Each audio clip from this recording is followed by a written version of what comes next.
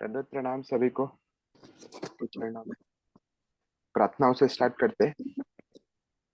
ओम अज्ञानतिमिरान्धस्य ज्ञानाञ्जनशलाकया चक्षुरुन्मिलितं येन तस्मै श्रीगुरवे नमः। श्रीचैतन्यमनोभीष्टं स्थापितं येन भूतले स्वयं ददाति स्वपदान्तिकम्। वन्देऽहं श्रीगुरो श्रीयुतापदकमलं श्रीगुरुन् वैष्णवांश्च रूपं साग्रजातं सहगण रघुनाथान्वितं तं सञ्जीवं साद्वैतं सावधूतं परिजनासहितं कृष्णचैतन्यदेवं श्रीराधा कृष्णपादान् सहगण ललिता श्रीविशाखान्वितांश्च। हे कृष्ण करुणा सिन्धो दीनबन्धो जगत्पते गोपेश गोपिका कान्त राधा कान्त नमोस्तुते। तप्त कांचन गौरांगी राधे वृंदावनेश्वरी वृषभानुसुते देवी प्रणमामि हरिप्रिये। वाञ्छाकल्पतरुभ्यश्च कृपा सिन्धुभ्यैव च पतितानां पावनेभ्यो वैष्णवेभ्यो नमो नमः। नमो विष्णुपदाय कृष्णपृष्ठाय भूतले श्रीमते भक्तिवेदांत स्वामीति नामिने। नमस्ते सरस्वते गौरवाणी प्रचारिणे निर्विशेष शून्यवादी पाश्चात्य देश तारिणे। श्री कृष्ण चैतन्य प्रभु नित्यानंद श्री अद्वैत गदाधर शिवासादि गौर भक्त वृंद। हरे कृष्ण कृष्ण कृष्ण हरे हरे, हरे राम राम राम हरे हरे।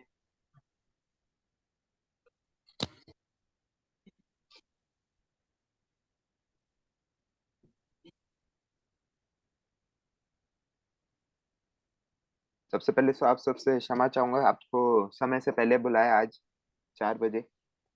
एक्चुअली आज शाम को एक्चुअली मेरा कुछ क्लास है दूसरी जगह पे, इसलिए मैं सोचा ये 4 से 5 कर लेते हैं आज 15वां श्लोक का। प्रॉब्लम। हाँ, हरे कृष्णा प्रभु जी, दंडवत प्रणाम। धन्यवाद माता। तो मैं स्क्रीन शेयर कर देता हूँ। हरे कृष्णा प्रभु जी, दंडवत प्रणाम। हरे कृष्णा। अभी स्क्रीन दिख रहा है आपको? हाँ, देखो देखो। हरे कृष्णा प्रभु जी, धन्यवाद प्रणाम। धन्यवाद।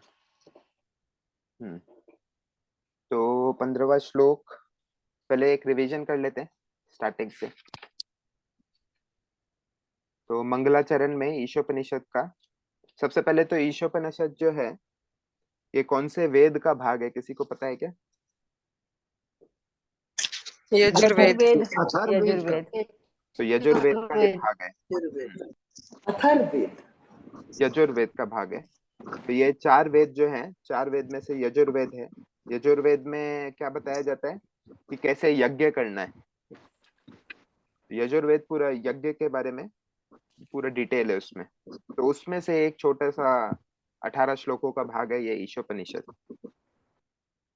तो इस ईशोपनिषद में बताया जाता है कि जो हम यज्ञ कर रहे हैं वो हम केवल एक ज्योति के लिए नहीं कर रहे हैं, एक ब्रह्म तेज के लिए नहीं कर रहे हैं।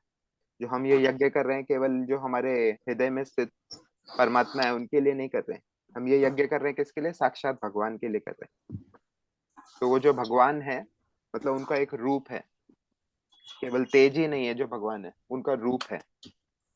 तो उनके लिए हम ये यज्ञ कर रहे हैं। तो इसलिए यजुर्वेद में ये ईशोपनिषद एक छोटा सा भाग है। ईशो यजुर्वेद में 2000 श्लोक हैं, उसमें से ये 18 श्लोक ईशोपनिषद के हैं। तो पहले जैसे मंगलाचरण में ईशोपनिषद में प्रभुपाद कौन सा श्लोक लेते हैं? ओम पूर्णमद पूर्ण, जिसमें बताते हैं कि वो भगवान, साक्षात भगवान, वो कैसे पूरी तरह पूर्ण है। तो इसमें पूर्ण की परिभाषा बताई जाती है मंगलाचरण में। पूर्ण कौन होता है? जिसमें से पूर्ण निकलता है फिर भी वो जिसमें से निकला है वो फिर भी पूर्ण रहता है। पूर्णात पूर्णम उदच्यते। तो इसलिए वो जो पूर्ण है वो कौन है? साक्षात भगवान है। और उसमें से छोटे छोटे पूर्ण निकलते हैं, वो भी जो है अगर पूर्ण से कनेक्टेड है तो वो भी पूर्ण है। तो यह है पहला मंगलाचरण का श्लोक।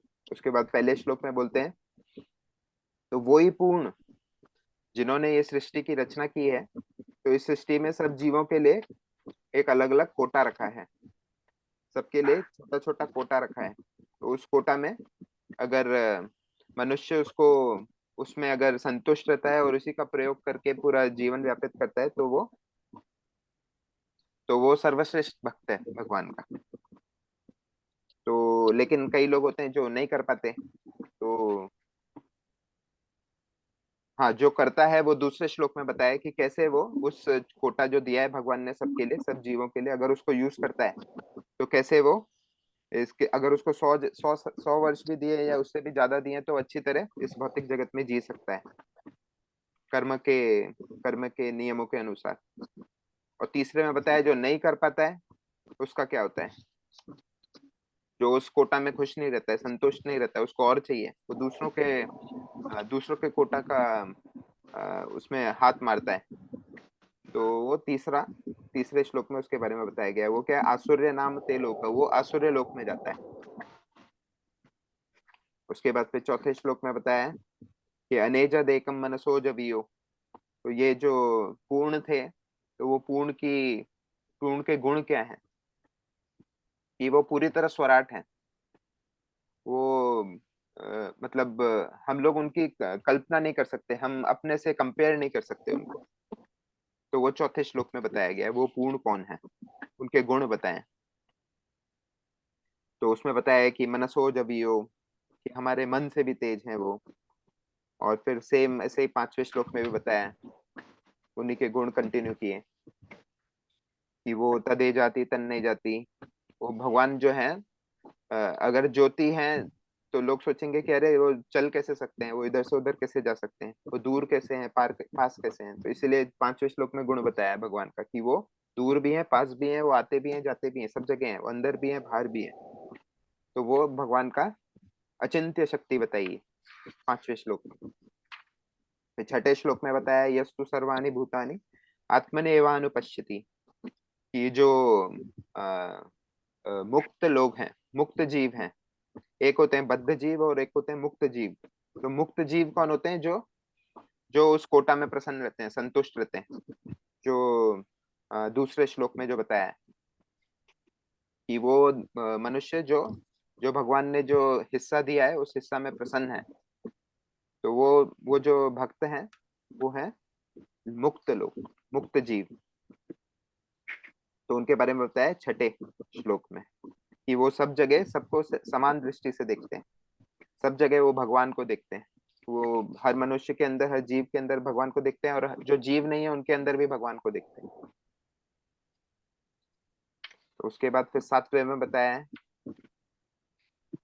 कि ये एकता के बारे में बताया है। ये जो एकता है वो सब जगह एक देखते हैं, एक मतलब भगवान को देखते हैं सब जगह, और सब जीव को समान देखते हैं। तो उस एकता के बारे में बताया है कि वो एकता है क्या। तो इसमें सातवें में श्लोक में बताया है वो एकता जो है, यस्मिन् सर्वाणि भूतानि आत्मैवाभूत विजानतः तत्र का मोह का शोक। तो जो एकता से देखता है उसको ना मोह है किसी चीज का, ना किसी चीज का शोक होता है उसको। जैसे भगवत गीता में भगवान स्वयं बताते हैं, ब्रह्मभूत प्रसन्नाता आत्मा न सोचती न कांक्षति। तो उसको भी कुछ मोह नहीं है, ना शोक है कुछ। एकत्वम अनुपश्यतः, और सब जगह वो एकत्वम देखता है, सब जगह भगवान के गुण ही देखता है सबके अंदर, परमात्मा रूप देखता है भगवान का सब जगह। फिर आठवें श्लोक में बताया भगवान के शाश्वत गुण बताएं, कि शुक्रम अकार्यम अव्रणम अनावीरम शुद्धम अपाप विद्धम। तो भगवान के ये सब गुण बताएं, भगवान के गुण नहीं, सॉरी, ये मुक्त जीव के गुण बताएं। नहीं नहीं, भगवान के ही गुण है। शुक्रम अकार्यम अव्रणम अनावीरम शुद्धम अपाप विद्धम। तो वो जो मुक्त जीव है वो किस भगवान को दिखता है, तो उनके गुण बताएं आठवें श्लोक में। उसके बाद है नवा श्लोक। नवा श्लोक में बताया है कि भगवान के जो गुण हैं उसको कैसे जाना जा सकता है, और क्या सत है और क्या असत है उसके बारे में बताया, विद्या और अविद्या। क्योंकि ब्रह्मा जी ने सबसे पहले अविद्या बनाई थी, उसके बाद फिर विद्या। अविद्या किस लिए बनाई, ताकि वो जो जीव है वो जितना भी सब कुछ उसका पास्ट है वो सब भूल जाए। तो अविद्या से भूल जाता है, वो मोह में आ जाता है, मोह जाल। तो इसमें आपने पढ़ा होगा 4 प्रकार की अविद्या होती है। तो ऐसे ही अविद्या है और एक विद्या है। फिर 10वें श्लोक में बताया है जो विद्या वाले हैं, विद्या वाले का जो रिजल्ट है और अविद्या का जो रिजल्ट है, दोनों का रिजल्ट अलग है, दोनों का परिणाम अलग अलग है, दोनों अलग अलग जगह जाते हैं। क्योंकि जो विद्या जिसको पूरा ज्ञान है तो वो भगवान के पास जाता है, जो अविद्या वाला है जिसको कुछ ज्ञान नहीं है वो नीचे वाले लोकों में जाता है। तो उसका रिजल्ट बताया है। उसके बाद फिर 11वें श्लोक में कि कैसे हमें विद्या और अविद्या दोनों जानना जरूरी है। केवल विद्या विद्या से कुछ केवल आपको पूरा ज्ञान होगा उससे भी कुछ जब हम बोलते हैं पूरा ज्ञान मतलब विद्या और अविद्या दोनों को मिला के। तो जैसे अभी किसी को मृदंग सीखना है तो टीचर क्या बोलेगा, जिसको बिल्कुल मृदंग नहीं आता है उसके लिए 400 रुपये फीस है, और जिसको थोड़ा बहुत मृदंग बजाना आता है उसके लिए 2000 फीस है। क्यों? जिसको थोड़ा बहुत आता है वो एक्चुअली थोड़ा ज्यादा विनाशकारी है, उसको एक्चुअली डायरेक्ट समझ में नहीं आएगा, उसको समझाना बड़ा कठिन है। तो इसीलिए इन दोनों का बैलेंस होना जरूरी है, विद्या और अविद्या का। तो वो बताया 11वें श्लोक में। उसके बाद फिर 12वें श्लोक में संभूति और असंभूति, भगवान की सृष्टि बताई है। संभूति जो हमेशा शाश्वत है और संभूति जो समय के साथ खत्म हो जाती है, उसके बारे में बताया 12वें श्लोक में। फिर 13वें श्लोक में उसका रिजल्ट बताया कि भगवान की संभूति। हरे कृष्णा प्रभु जी। प्रभु हाँ, जी प्लीज बारवा एक बारी और बता दीजिएगा क्या था। 12वें में संभूति और असंभूति के बारे में बताया है। संभूति मतलब जो शाश्वत है, और जो असंभूति है वो क्या, अशाश्वत सृष्टि है भगवान की। तो इसमें शाश्वत में बताते हैं कि जो भगवान की आराधना करते हैं वो सब शाश्वत है, वो संभूति में आते हैं। और असंभूति में जो देवता गणों की अर्चना करते हैं और जो निराकार रूप की अर्चना करते हैं वो है असंभूति वाले। तो इनका रिजल्ट भी वही है, वो 13वें श्लोक में बताया है। जो भगवान की अर्चना करते हैं वो भगवान के लोक में जाते हैं, और जो असंभूति की अर्चना करते हैं, असंभूति मतलब देवता की पूजा करना या फिर निराकार की पूजा करना, वो सब असंभूति में आते हैं, तो वो उनके लोक में जाते हैं। ठीक है, थैंक यू प्रभु जी। ये हो गया 13वां श्लोक। उसके बाद है 14 श्लोक। 14वें श्लोक में बताया है, हाँ, संभूति और असंभूति को और डिस्क्राइब किया है। संभूति को इधर क्लियर कर 13वें दिया। में क्या था प्रभु जी, सॉरी प्रभु जी, हाँ, 13वें में क्या था। 13वें में 13 उसका में रिजल्ट बताया है क्या होता है। जो संभूति की आराधना करता है, संभूति मतलब जो भगवान की आराधना करता है, भगवान से जुड़ी हुई चीजों की आराधना करता है, तो उनको संभूति बोलते हैं। और असंभूति जो देवताओं का गुणगान करता है और निराकार रूप की आराधना करता है, उनको बोलते हैं संभूति। तो उनका रिजल्ट ठीक बताया है। क्या होता है, तो वो उसी लोक में जाते हैं जिसकी वो आराधना करते हैं। यान्ति देवव्रता देवान पितृन यान्ति पितृव्रता, ये भगवत गीता में भगवान बताते हैं। जैसा जो पितृ की पूजा करता है वो पितृ लोक में जाता है, जो देवताओं की पूजा करता है देवताओं के लोक में जाता है, और जो भगवान की पूजा करता है वो भगवान के लोक में जाता है। तो ऐसा 13वें श्लोक में बताया है। उसके बाद 14वें श्लोक में बताया है कि संभूतिम च विनाशम च यस्तद वेदोभ्यम सह। तो उसमें बताया है कि जो संभूति और असंभूति को अच्छी तरह जानता है, तो जैसे उसमें बताया था विद्या और अविद्या का बैलेंस होना जरूरी है, दोनों चीज जानना जरूरी है। इसी प्रकार संभूति और असंभूति दोनों चीज जानना जरूरी है, तभी हमें पता चलेगा हमारा असली गोल क्या है, असली गंतव्य क्या है हमारा। तो संभूति एक्चुअली इसमें बताया भगवान का नाम गुण रूप लीला, तो इसमें संभूति बताया उसको।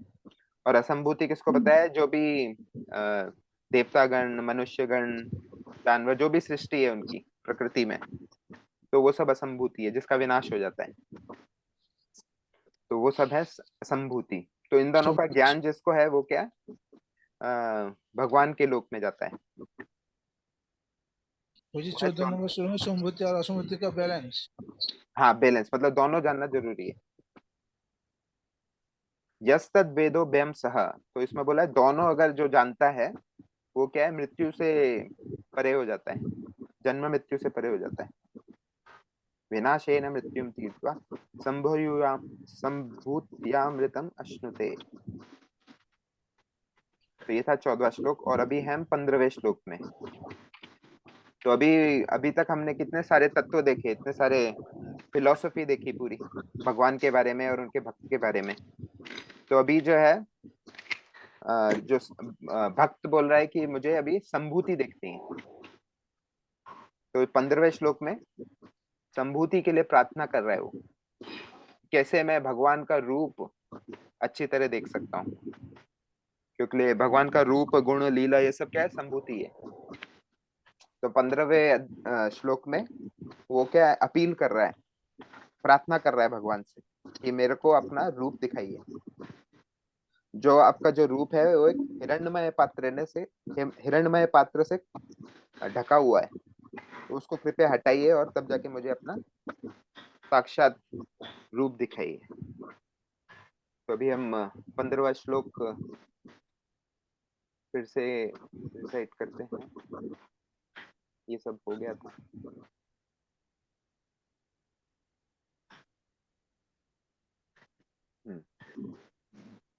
तो मेरे बात दोहराइएगा। हिरण्मयेन पात्रेण हिरण्मयेन पात्रे हिरण्मयेन पात्रेण हिरण्मयेन पात्रेण हिरण्मयेन पात्रेण सत्यस्यापि हितं मुखम् सत्यसाहिपितं मुखम् मुखम् तत्त्वं पूषणपावृणु तत्त्वं पूषणपावृणु सत्यधर्माय दृष्टये सत्यधर्माय दृष्टये हिरण्मयेन पात्रेण हिरण्मयेन पात्रेण सत्यस्यापि हितं मुखम् सत्यस्यापि हितं मुखम् तत्त्वं पूषणपावृणु पूषणपावृणु पावृणु सत्यधर्माय दृष्टये। धर्माय दृष्टये। तो जैसा इसमें बताया था, हिरण्मयेन पात्रेण, तो हिरण्मयेन पात्रेण मतलब सोने के समान उनका जो सोने के समान जो तेज है उनका भगवान का, तो उसने क्या ढका हुआ है भगवान का रूप। तो उसमें क्या बोल रहे हैं, तत्त्वम पूषण पावृणु, तो हे पूषण, पूषण मतलब जो पोषण करते हैं, तो तत्त्वम पूषण पावृणु, आप ही हैं जो इस ढके हुए पात्र को हटा सकते हैं। सत्य धर्माय दृष्टये, ताकि सत्य धर्माय कौन है, भक्त लोग, ताकि भक्त जो है आपका साक्षात दर्शन कर सके।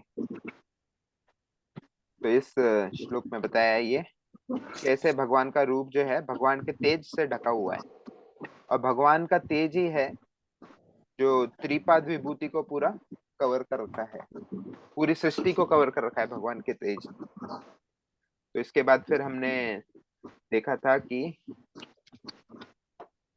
का डेफिनेशन का अनुवाद कोई पढ़ेगा, हिंदी अनुवाद? जी प्रभु जी।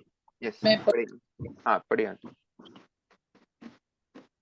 हे भगवान, हे बालक, आपका अंतिम मुखमंडल आपके माथे कृपा करके और क्लियर नहीं। आवाज नहीं आ रही, आवाज कट रहा है आपका। हाँ, मैं पढ़ती हूँ प्रभु जी। हे भगवान, सब जीवों के पालक भूषण, आपका मुख चमचमाते तेज से ढका है, कृपया इस आवरण को हटाकर दर्शन दें।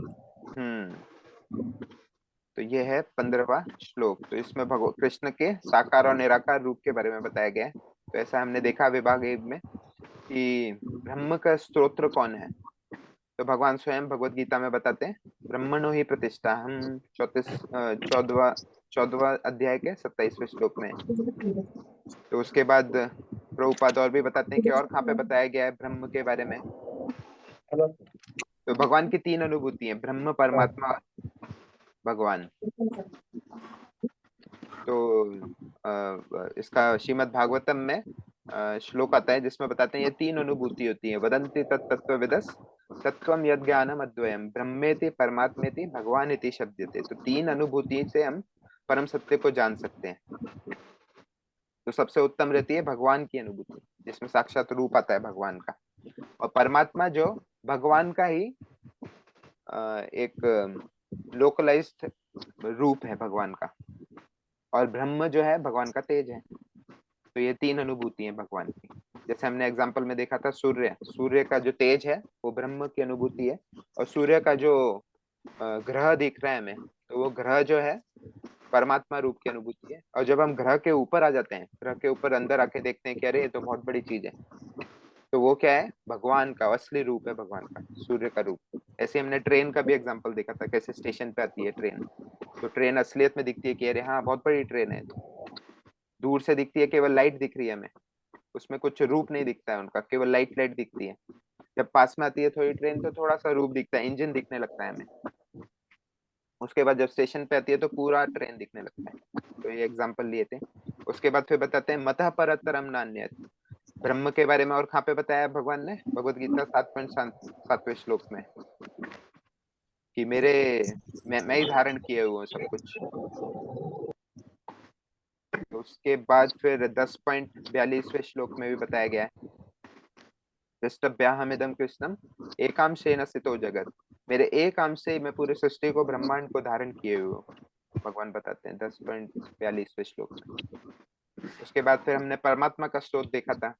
परमात्मा स्रोत सर्वव्यापी है, सब जगह है, वो सबके हृदय में, सबके सब चीजों में, चाहे जीवित हो या चाहे मृत चीज हो, दोनों में परमात्मा स्थित है। इसके बाद देखा था हमने भगवान का स्वरूप, कि कैसे हरे वो हरे कृष्णा प्रभु जी। हाँ, सॉरी प्रभु जी, आप प्रभु जी मृत में किस तरह से परमात्मा स्वरूप है?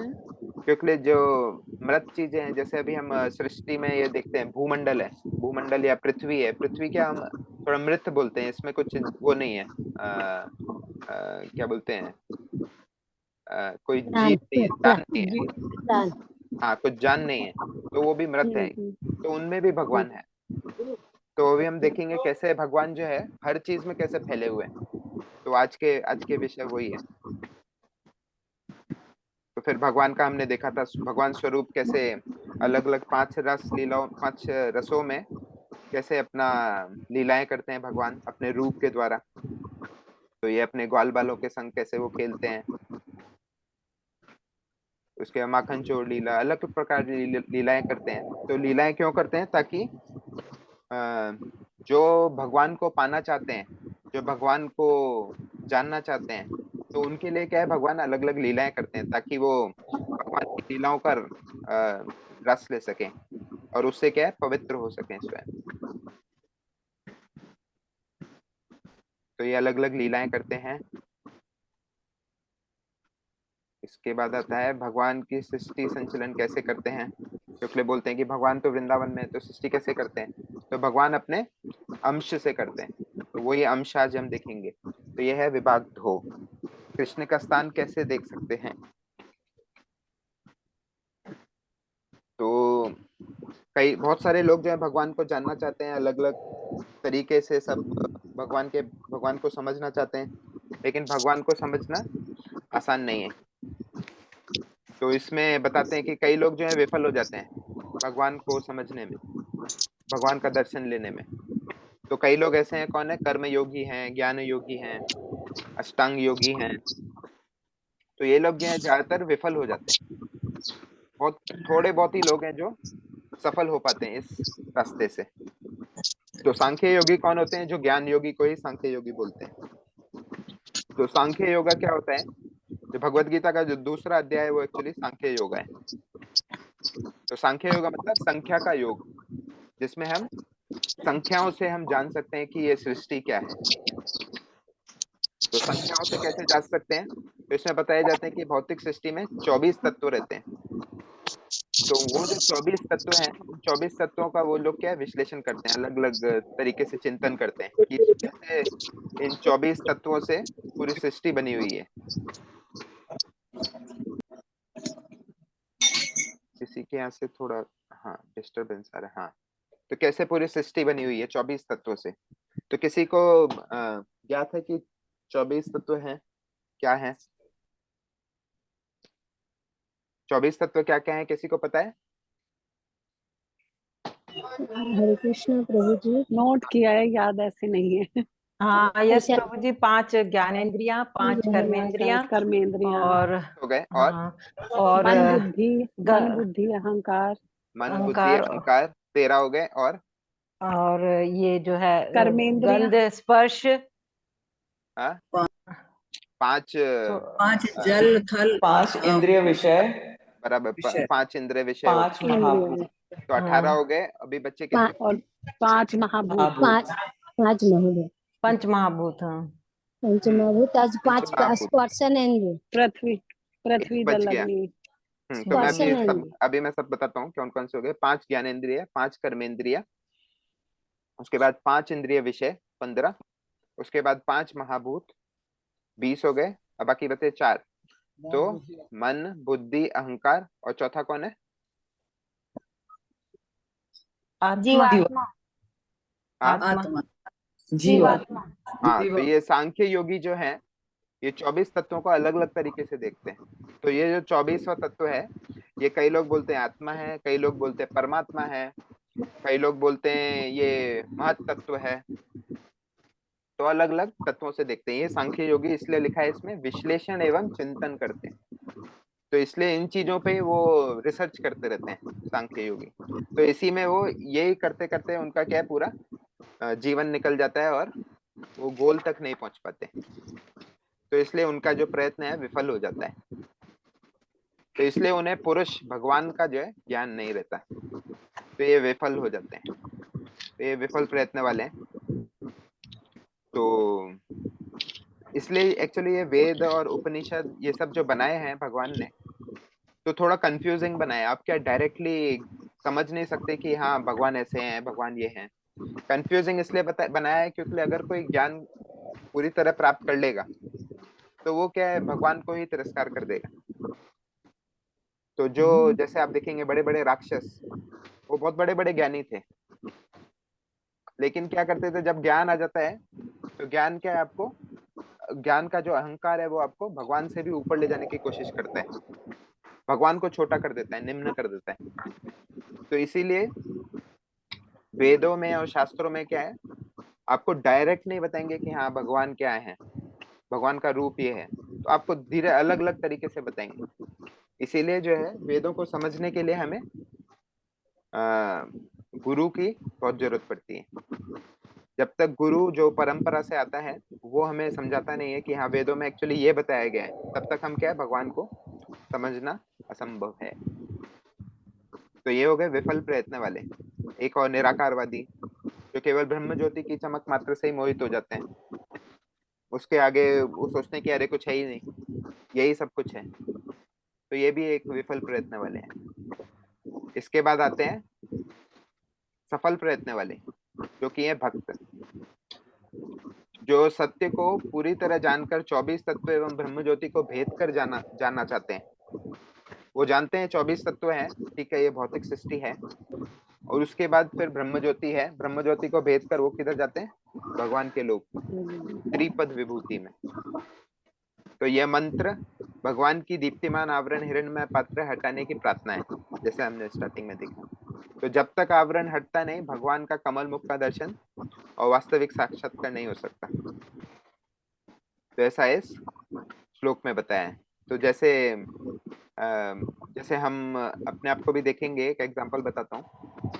अगर हम किसी डॉक्टर के पास जाते हैं तो वो डॉक्टर क्या हमें पूरा जांचेगा कि क्या प्रॉब्लम है आपको, पूरे हृदय पे स्टेथोस्कोप लगा के चेक करेगा कि क्या प्रॉब्लम है आपके पूरे शरीर में, क्या प्रॉब्लम है। वो मतलब आपका शरीर को अच्छी तरह जान सकता है। और दूसरा है, अगर आप किसी गुरु के पास जाते हैं या काउंसलर के पास जाते हैं, तो वो जब आप उससे अपना गुह्य, अपना जीवन के बारे में बताते हैं, तो वो थोड़ा बहुत आपके गुण के बारे में जानने लगता है कि आपने क्या क्या किया और आपका गुण कैसा है, आपका नेचर कैसा है। और तीसरे हो गए आपके सगे संबंधी, आपके फैमिली मेंबर्स, तो वो आपको एक्चुअली पूरी तरह जानते हैं, आपके माता पिता पूरी तरह जानते हैं कि ये इसका कैसा गुण है, इसका क्या सोचता है, क्या करना चाहता है, सब जानते हैं आपको पूरी तरह। तो इसलिए ये तीन प्रकार के जो समझने वाले लोग हैं, तो ये डॉक्टर जो है वो है ज्ञानी। तो वो केवल आपको, आपके शरीर को ही जानते हैं, आपके आपका जो गुण है वो नहीं जानते कि क्या अच्छा लगता है मुझे, क्या बुरा लगता है, वो नहीं जानते। केवल आपके शरीर में क्या प्रॉब्लम है वो जानते हैं, वो है ज्ञानी, जो ब्रह्म में लीन होना चाहते हैं। और गुरु और काउंसलर वो कौन है? वो जो आपका थोड़ा बहुत गुण जानते हैं, आपको मतलब समझ सकते हैं आपकी बातों से कि क्या कहना चाहता है। तो वो है योगी, अष्टांग योगी, जो आपके थोड़ा बहुत हृदय को जानते हैं। और जो सगे संबंधी और आपके माता पिता जो हैं वो आपको पूरी तरह जानते हैं, तो वो है भक्तगण। क्योंकि वो जो है आपसे रिलेट कर सकते हैं, आपसे कुछ रस का आस्वादन कर सकते हैं, रस का लेन देन हो सकता है, इसमें कुछ ना कुछ आप में रिलेशन हो जाता है, संबंध बन जाता है। तो वो है भक्तगण। तो भक्तगण क्या है? भगवान से संबंध बनाते हैं। और बाकी योगा वाले क्या करते हैं? भगवान को बस समझना चाहते हैं, समझ के ही प्रसन्न हो जाते हैं, खुश हो जाते हैं। तो ये है सफल प्रयत्न वाले। तो इसके बाद अभी हम देखेंगे भगवान विष्णु के तीन तत्व। तो पुरुषावतार, तो भगवान के 6 प्रकार के अवतार होते हैं।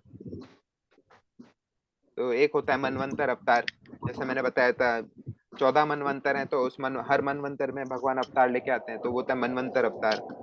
उसके बाद होता है युगा अवतार, तो हर युगा में जो है भगवान अवतरित होते हैं अलग अलग रूप में।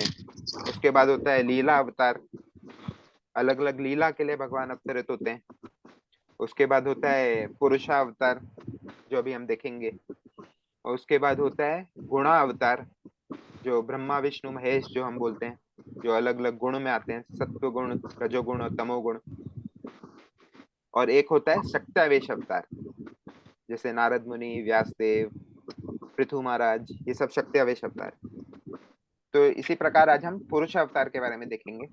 तो भगवान का जैसे हमने देखा कि भगवान तो लीला करते हैं अपने गोलोक में, और अगर भौतिक जगत में भी आते हैं तो वृंदावन में लीला करते हैं। तो सृष्टि कैसे चलती है फिर? सृष्टि को कैसे चलाया जाता है? कौन चलाता है फिर? भगवान तो लीला में मग्न है।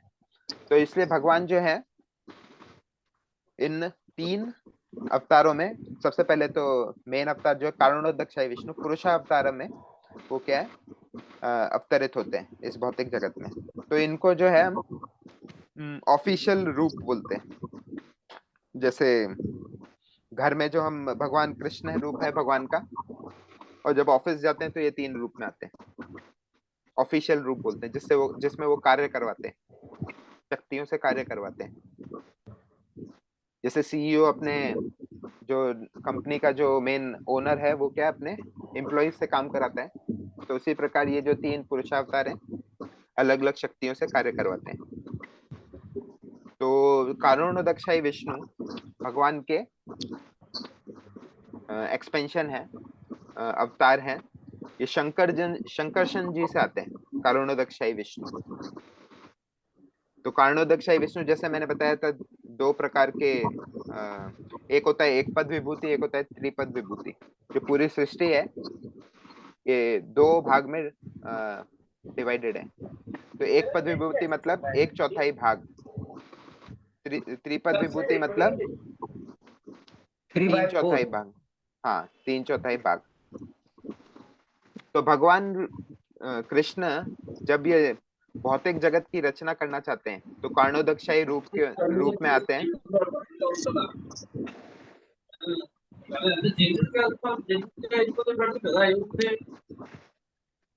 सब लोग प्लीज म्यूट कर लीजिए।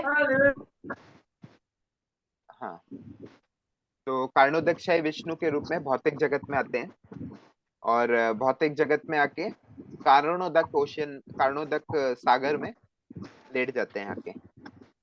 तो कारणोदक सागर को एक जैसे कारण का अर्थ क्या है? कॉज, किसी कारण कुछ हो सकता है, तो इसीलिए उसको कारणोदक सागर बोला जाता है, कारण सागर, जहाँ पे कारणोदकशाही विष्णु अपना शयन करते हैं वहां पे। तो वहां पे जब शयन करते हैं कारणोदकशाही विष्णु, तो उसमें से उनके हर शरीर के छोटे छोटे पोर, शरीर के छेदों में से क्या निकलते हैं? अलग अलग ब्रह्मांड निकलते हैं। तो जो भगवान किसी के भी शरीर में आप देखेंगे बहुत सारे शरीर में छेद रहते हैं, छोटे छोटे छेद रहते हैं। तो वो छेद में से, इसी प्रकार कारणोदकशाही विष्णु के भी शरीर में से जब छेद में से निकलते हैं तो अनेकों करोड़ों ब्रह्मांड निकलते हैं। जब भगवान सांस बाहर लेते हैं, भगवान जब सांस छोड़ते हैं, तब उस समय ये बहुत सारे ब्रह्मांड उनके शरीर से निकलते हैं। तो अब ये ब्रह्मांड जो है अंड के रूप में रहते हैं। ये सब भी ब्रह्म बोला गया इनको भी, ब्रह्म अंड। तो ब्रह्म मतलब ये भी हिरण्य जैसा इनका तेज है। हिरण्य तेज मतलब ये भी सोने के समान है, सोने के अंडे के जैसे दिखते हैं, तो इसको बोलते हैं ब्रह्मांड। तो ब्रह्मांड जब ये बहुत सारे अनंत कोटि ब्रह्मांड निकले, तो इन ब्रह्मांड को चलाने के लिए कोई चाहिए अभी। तो अब कारणोदकशाही विष्णु क्या करते हैं? एक और रूप में अवतरित होते हैं। तो वो एक और रूप कौन सा है? गर्भोदकशाही विष्णु का। तो वो सब अंडों के अंदर चले जाते हैं, जितने भी सोने के अंडे हैं, ब्रह्मांड हैं, सब ब्रह्मांड के अंदर चले जाते हैं। कौन से रूप में जाते हैं? गर्भोदकशाही के रूप में। और उस गर्भोदकशाही रूप में गर्भोदकशाही रूप, जैसे नाम ही बताता है, गर्भोदकशाही। तो गर्भोदकशाही विष्णु जो है, हर ब्रह्मांड के अंदर गर्भ ओशन, गर्भ सागर रहता है। गर्भ सागर, जैसे बाहर जो है कारण सागर था, ऐसे हर ब्रह्मांड के अंदर क्या है? गर्भ सागर। तो उस गर्भ सागर के अंदर शयन करते हैं। तो वहां पे जब शयन करते हैं तो उनके नाभि से कौन निकलता है? गर्भ से कौन निकलता है? ब्रह्मा। एक कमल, ब्रह्मा जी, कमल का फूल निकलता है। तो उस कमल की फूल के अंदर कौन रहते हैं? ब्रह्मा जी। तो ब्रह्मा जी की उत्पत्ति होती है गर्भोदकशाही विष्णु के नाभि से। तो वो है गर्भोदकशाही विष्णु, और वो ब्रह्मांड के परमात्मा है। और कारणोदकशाही विष्णु कौन है? इस पूरी सृष्टि के परमात्मा है। ये जो 1/4 सृष्टि है उसके परमात्मा कौन है? कारणोदकशाही विष्णु। और एक ब्रह्मांड जिसमें अनंत कोटि ब्रह्मांड निकले थे, उसमें से एक अंड के परमात्मा कौन है? गर्भोदकशाही विष्णु। और उसी के बाद अभी गर्भोदकशाही विष्णु में से जब ब्रह्मा जी निकले, ब्रह्मा जी ने सब सृष्टि की, सब जीवों को सब अलग अलग प्रकार के जीव बनाए, 84 लाख योनियां बनाई। तो उन सबको अभी चलाने के लिए कोई चाहिए। तो अब गर्भोदकशाही विष्णु क्या करते हैं? एक और रूप में अवतरित होते हैं, वो है शिरोदकशाही विष्णु। और शिरोदकशाही विष्णु जो है, हर कण कण में, हर जीव में, सब जगह जाके इस सृष्टि को जैसे बटन ऑन कर देते हैं तो लाइट ऑन हो जाती है ना, तो इसी प्रकार से शिरोदकशाही विष्णु हर कण कण में जाके इस सृष्टि को चालू कर देते हैं। तो जैसे इनका नाम है शिरोदकशाही विष्णु, तो ये किस में रहते हैं? क्षीर सागर में। क्षीर सागर में शयन करते हैं। तो क्षीर सागर में जब शयन करते हैं, तो क्षीर सागर मतलब खीर का सागर, एक खीर है, खीर के ऊपर उस सागर में ये शयन करते हैं। तो ये शिरोदकशाही विष्णु जिस जगह रहते हैं इस ब्रह्मांड में, उसको बोलते हैं इस ब्रह्मांड का वैकुंठ। तो जैसे अभी इस ब्रह्मांड में ध्रुव लोक को जो है वैकुंठ माना जाता है, तो शिरोदकशाही विष्णु उधर ही रहते हैं। ऐसा कई अलग अलग आचार्य बताते हैं कि जो ध्रुव लोक है वही एक वैकुंठ है इस ब्रह्मांड का। मुझे एक क्वेश्चन है। हाँ, अभी जो ये बता रहा है यहाँ पे, जो क्षीरोदकशाही विष्णु गर्भोदकशाही विष्णु जो ब्रह्मांड में है, हाँ, इस ब्रह्मांड में ये वैकुंठ है नहीं? हाँ, तो ये ये ब्रह्मांड सृष्टि से पहले जो भगवान है, वो तो वैकुंठ दूसरा है। हाँ, वो वैकुंठ दूसरा है। तो ये जो ब्रह्मांड का जो वैकुंठ है, वो जो है शाश्वत नहीं है, क्योंकि भगवान जो है, भगवान को भी रहने की कुछ जगह चाहिए ना। भगवान जो है इस क्योंकि सृष्टि से परे है ना। सृष्टि से परे है मतलब उनमें गुणों का कुछ अफेक्ट नहीं होता है। तीन गुण जो है, सत्व रजस तम, उसका कुछ अफेक्ट नहीं होता है उनपे, कुछ हावी नहीं होते हैं वो तीन गुण। तो इसलिए वो तीन गुण कहाँ पे हावी नहीं हो सकते हैं? वैकुंठ में, जहाँ पे जब कुंठ नहीं है कुछ। प्रलय हो जाता है, जब हाँ ये ब्रह्मांड का प्रलय हो हाँ, जाता जब है, प्रलय हो जाता है, सब कुछ सारी सृष्टि का खत्म हो जाती है, तो ये वैकुंठ भी क्या है, सब पहले गर्भोदक्षाई विष्णु के अंदर सब समा जाता है, फिर गर्भोदक्षाई विष्णु कारणोदक्षाई विष्णु के अंदर समा जाते हैं। तो ऐसे करके सृष्टि का प्रलय होता है। फिर जब जब हाँ नया दिन आता है, जब ब्रह्मा जी का नया दिन आता है, तो वापस कारणोदक्षाई विष्णु से गर्भोदक्षाई विष्णु आते हैं ब्रह्मांड के अंदर। फिर से ब्रह्मा जी फिर से जाग जाते हैं, योग निद्रा से फिर से जागते हैं, फिर से नया दिन स्टार्ट हो जाता है। प्रभु जी, लेकिन ये विष्णु के स्टेट में चला जाता है। सॉरी, समझा नहीं, लास्ट वाला क्या बोले आप? बस जब ब्रह्मांड प्रलय हो जाता है तो इस कारणदशा विष्णु भी कहा जाता है। कारणोदक्षाई विष्णु उधर ही रहते हैं। ये सृष्टि मतलब पूरी तरह खत्म नहीं होती है कभी, तो कारणोदक्षाई विष्णु उधर ही रहते हैं। ये एक चौथाई भाग जो है, एक पद विभूति और त्रिपद विभूति, ये हमेशा के लिए शाश्वत है। हमेशा ऐसे जीव मिलेंगे जो उटपटांग काम करेंगे, तो उनको भेजा जाता है किधर? एक चौथाई भाग में, एक पद विभूति में। कारणदशा विष्णु से तो अनंत ब्रह्मांड मतलब हाँ, सब ब्रह्मांड निकलते हैं, क्योंकि जब वो सांस ले रहे हैं, बाहर निकाल रहे हैं सांस, तो सब ब्रह्मांड बाहर आ गए। तो जैसे ही सांस अंदर लेते हैं, सब ब्रह्मांड अंदर चले जाते हैं। कारणदशा विष्णु का अंदर सारे ब्रह्मांड, हाँ, सब समा जाते हैं उधर ही, अंदर ही समा जाते हैं। तो इसका मतलब ये नहीं होता समा जाना मतलब, जैसे मैंने अभी कुछ खाना खाया, तो खाना खाया मतलब खाना रहता है अंदर पेट में। इसका मतलब ये नहीं कि खाना मेरा शरीर बन गया, वो आगे बनता है जाके। तो जब ये ब्रह्मांड, जब शरीर कारणोदक्षाई विष्णु के अंदर जाते हैं, तो वो ब्रह्मांड छोटे छोटे रूप में रहते हैं, अंदर कणों में रहते हैं। तो जब फिर से जब तो सांस छोड़ते हैं भगवान, फिर से ये सब कण क्या बाहर आते हैं। फिर से ये ब्रह्मांड की सृष्टि जहां से खत्म हुई थी, वहीं से शुरू हो जाती है फिर से। तो ऐसे चलता रहता प्रभु है। जी, वो जो प्रभु जी, 3 पद विभूति और 1 पद विभूति मुझे ठीक से समझ में नहीं आया। हाँ, तो एक्चुअली आचार्यों ने ये जो सृष्टि है पूरी, सृष्टि में मतलब ये भौतिक सृष्टि और आध्यात्मिक सृष्टि दोनों को मिला के एक जो एग्जिस्टेंस बोलते हैं, तो उस एग्जिस्टेंस को 4 भाग में डिवाइड किया है। 4 भाग में अगर डिवाइड करेंगे, तो 3/4 भाग जो है आध्यात्मिक जगत है, और 1/4 जो है भौतिक जगत है। तो इसको एक चौथाई को बोलते हैं एक पद विभूति, और जो 3/4 भाग है उसको बोलते हैं त्रिपद विभूति। तो विभूति मतलब भगवान ठीक की है, शक्ति है, भगवान का ही सृष्टि है ये, तो इसलिए विभूति बोला ठीक। जाता है। तो जो ये 1 पद वो जो और विभूति एक है, बात ये है, भौतिक जगत है, हाँ, ये भौतिक जगत है, वो और जो और 3 एक पद जो है वो भगवान का आध्यात्मिक लोक है। आध्यात्मिक जगत है। आध्यात्मिक जगत में ही एक कोना है ये एक पद विभूति। हरे कृष्ण प्रभु जी, जब ये सारा कुछ खत्म हो जाता है, प्रलय हो जाती है, तो ये क्षीरोदक्षाई विष्णु और कर्मोदक्षाई विष्णु सब कारणोदक्षाई विष्णु में चले जाते हैं। हाँ, ये कब इनका होता है? जब एग्जिस्टेंस हाँ रहता है। हाँ, ये कब होता है? जब ब्रह्मा जी के 100 वर्ष पूरे हो जाते हैं, उनके जीवन जब पूरा हो जाता है।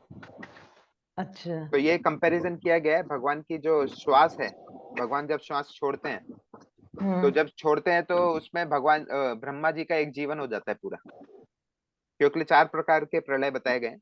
तो हाँ, इसको चार। तो इसको कंप्लीट प्रलय बोला जाता है, पूर्ण प्रलय। पूर्ण प्रलय मतलब जिसमें ब्रह्मा जी के 100 वर्ष पूर्ण हो गए, तो वो 100 वर्ष पूर्ण होने के बाद ब्रह्मा जी का उनका पोजीशन से वो निकल जाते हैं। तो उसके बाद क्षीरोदक्षाई विष्णु गर्भोदक्षाई विष्णु में जाते हैं, गर्भोदक्षाई विष्णु कारणोदक्षाई विष्णु में जाते हैं। तो जब कारणोदक्षाई विष्णु में जाते हैं, तो मतलब सारी सांस जो अंदर चली गई। तो उसके बाद फिर से 100 वर्ष ऐसे ही शांत रहता है, सब कुछ भी नहीं होता है। फिर 100 वर्ष बाद फिर से कारणोदक्षाई विष्णु फिर से श्वास लेते हैं, छोड़ते हैं, तो फिर से सृष्टि होती है। गर्भोदक्षाई विष्णु आते हैं, सब ब्रह्मांड आता है, ब्रह्मांडों में सब में गर्भोदक्षाई विष्णु आते हैं। गर्भोदक्षाई विष्णु से ब्रह्मा जी आते हैं नए। फिर ब्रह्मा जी के बाद फिर हर जीव के अंदर फिर क्षीरोदक्षाई विष्णु एक्सपेंड होते हैं। तो ऐसे तो सृष्टि। जो एक एक दिन का होता है जो ब्रह्मा जी का, जब जो प्रलय आती है, उसमें ये क्षीरोदक्षाई और गर्भोदक्षाई विष्णु ऐसे ही रहते हैं हाँ, उसमें वो तो। ऐसे ही रहते हैं उसमें। तो इसमें क्या होता है? ब्रह्मा जी का जो 100 साल हो जाता है, भगवान का एक बार सांस लेता है, हाँ हाँ, एक ऐसा बार जो बताया गया है। मिल जाता है, एक बार सांस छोड़ता है। हाँ हाँ,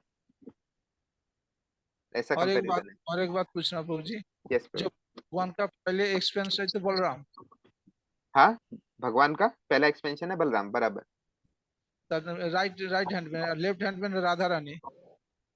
हाँ, मतलब वो एक्सपेंशन अभी हम देखेंगे नहीं, तो उसका वो चैतन्य चरितामृत में आता है वो, कि भगवान जो है कृष्ण का जो रूप है वो स्वयं रूप है, उससे एक्सपेंशन होता है एक शक्ति, वो है राधा रानी, और उनके बाद आता है तद एक आत्म रूप है, वो है बलराम जी। तो मतलब ये अलग अलग एक्सपेंशन। तो बलराम से तो कारण दूसरा विष्णु। प्रभु हाँ, जी आप इतना कैसे याद रख पाते हैं? हमें तो इतना थोड़ा सा भी कुछ याद होता। नहीं वो से तो तो कारण आगे दूसरा आप, विष्णु एक्सपेंस ना। हाँ तो मैं बताता हूँ कारणोदक विष्णु कैसे आते हैं, वो क्लियर कर देता हूँ। हरे कृष्णा प्रभु जी, मेरी एक क्वेश्चन है। हम एक बार ये क्लियर कर दूं कि कारणोदक ठीक विष्णु है। कैसे कृष्णा से आते हैं। हरे कृष्णा प्लीज आप सभी एक एक करके वन बाय, इसमें क्या हो रहा है, सारे आवाज गूंज रहे हैं, कुछ क्लियर नहीं हो पा रहा है। तो एक प्रभु जी को पहले एक टॉपिक फिनिश होने दीजिए, फिर हाँ जिसका जो क्वेश्चन है एक एक करके पूछेंगे तो वो सभी के लिए अच्छा होगा सुनने में। ठीक है, पहले मैं ये बता रहा हूँ कारणोदक विष्णु कैसे आते हैं कृष्णा से। तो शॉर्ट में बता रहा हूँ, ये इतना डिटेल जरूरत नहीं है। तो कृष्णा से आते हैं शक्ति, शक्ति के बाद आते हैं बलराम जी, बलराम जी से आते हैं फिर ये चतुर्व्यूह। चतुर्व्यूह कौन कौन है, वासुदेव, संकर्षण, अनिरुद्ध, प्रद्युम्न। तो उसके बाद उनसे और फिर चतुर्व्यूह आते हैं, तो वो संकर्षण से चतुर्व्यूह आते हैं, फिर संकर्षण जी से ये जो कारणोदक विष्णु आते हैं, जैसे मैंने स्टार्टिंग में बताया। तो संकर्षण जी जो है बलराम के ही स्वरूप है, बलराम के ही एक्सपेंशन है। तो इन संकर्षण से कारणोदक विष्णु और गर्भोदक विष्णु, क्षीरोदक विष्णु उनके ही अंश हैं, और संकर्षण के ही ये शेषनाग, अनंत शेष और शेषशाही जो है भगवान के, वो सब जो है संकर्षण के ही स्वरूप है। तो उधर से कारणोदक विष्णु होते हैं। अभी और किसी का कुछ प्रश्न? हरे कृष्णा प्रभु जी, यस। धन्यवाद प्रभु जी। वो जब ये ब्रह्मा जी का 1 साल हो जाता है तो वो सांस लेते हैं तो वो नहीं नहीं नहीं, प्रलय हो एक जाता साल में नहीं, एक साल में है। नहीं, एक मतलब एक 100 दिन साल, में नहीं, सौ हाँ, 100 साल। जीवन में। हाँ हाँ, तो ब्रह्मा जी का जब 100 साल हो जाता है, खत्म हो जाता है सृष्टि, तो जो और 100 साल जो है वो सृष्टि नहीं होता है, जब तक वो निश्वास को नहीं छोड़ता है बराबर, तब तक हाँ। वो स्थिति कैसे होता है वो प्रकृति का। महाविष्णु जो है, महाविष्णु मतलब कारणोदक विष्णु, कारणोदक विष्णु का दूसरा नाम है महाविष्णु। तो महाविष्णु जो हमेशा योग निद्रा में रहते हैं, तो उन्होंने जब सृष्टि करते हैं तब वो तब आंख खोलते हैं, है ना, थोड़ी सी आंख खुलती है उनकी। इसमें बताया जाता है उस आंख से जो आंख से मतलब किसी को प्लीज देखते हैं म्यूट ना, कर लीजिए। तो वो किसको देखते हैं, वो है प्रकृति को देखते हैं। तो उस प्रकृति को देख के तो प्रकृति जो संचालित हो जाती है उधर से। तो वो जो देखना है भगवान का, ये थोड़ा और डिटेल है।